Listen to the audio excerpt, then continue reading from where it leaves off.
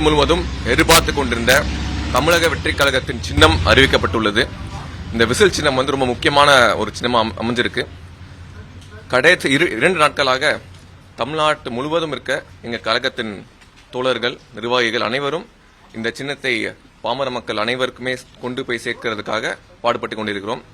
அந்த வகையில் இன்று நம்ம மலைகளையும் பொருட்படுத்தாமல் 2000க்கும் மேற்பட்ட விசில்களை சென்னை நகரம் முழுவதும் கொடுத்து கொண்டிருக்கின்றோம்.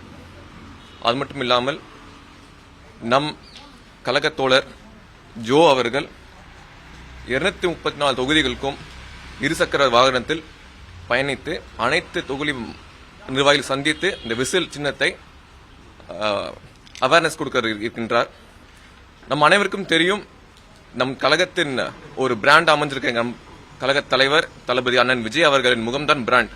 ஆனால் வாக்குச்சாவடி அன்று வாக்குச்சாவடியில் ஒரு வாக்கு செலுத்த வேண்டுமென்றால் இந்த விசில் சின்னம் தான் ரொம்ப முக்கியம். யாரா இந்த சின்னத்தில் வாக்களித்தால் மட்டுமே அது ஓட்டாக மாறும். ஸோ அதற்காக ஒரு சின்னம் எவ்வளவு முக்கியம் என்று நம்ம அனைவருக்கும் தெரியும். அதனால அடுத்த 2 மாதங்களுக்கு இந்த சின்னத்தை எல்லா ஊருக்கும் சென்று கிளை நகரம் முழுவதும் சென்று இந்த சின்னத்தை அவேர்னஸ் கிரியேட் பண்றது மட்டுமே எங்களோட முழுநேர வேலையா இருக்கும். பொது இடங்கள்ல இந்த மாதிரி தாவேக தொண்டர்கள் விசில் ஊதி பப்ளிக் நியூசன்ஸ் ஏற்படுத்துறாங்க அப்படின்ற ஒரு குற்றச்சாட்டு இருக்கு. அதை எப்படி பாக்குறீங்க? இல்லைங்க, நியூசன்ஸே கிடையாது. அனைத்து மக்களுமே எதிர்பார்ப்பு ஒரு மாற்றத்துக்காக.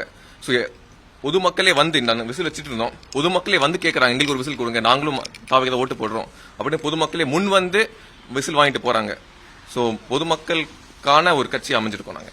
அந்த விமர்சனத்தை எப்படி பாக்குறீங்க? எதிர்கட்சி 1008 விமர்சனம் வைப்பாங்க. ஏன்னா எங்களோட ஒரு பாப்புலாரிட்டியை பார்த்து அவங்க ஒரு பயம் அமைந்திருக்கு. சோ விமர்சனம் வைக்கணுன்ற ஒரு காரணத்தை வச்சிட்டு இருக்காங்க. அது மட்டும் பட் பொதுமக்களுக்கு பொறுத்த வரைக்கும் விசில் சின்னம் அவங்களுக்கு மிக சந்தோஷமா இருக்கு.